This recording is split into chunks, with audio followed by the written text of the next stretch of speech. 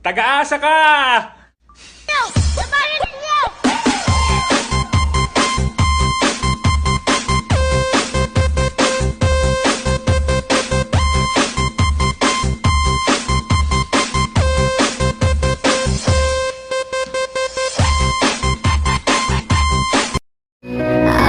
Bisita lang tayo dito sa mundo.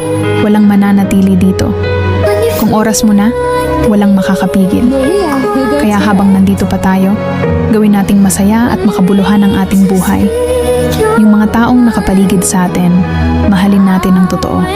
Yung mga pangarap natin, itulak natin hanggang kaya. Yung mga pagkakataong makatulong sa iba, huwag nating sayangin. Dahil hindi sa tagal ng pananatili, kundi sa kabuluhan ng bawat bagay na ating ginagawa. Sa bawat sandaling ibinuhos natin ang pagmamahal sa ating kapwa, sa ating pamilya, at higit sa lahat, sa ating mahal na Panginoong Diyos.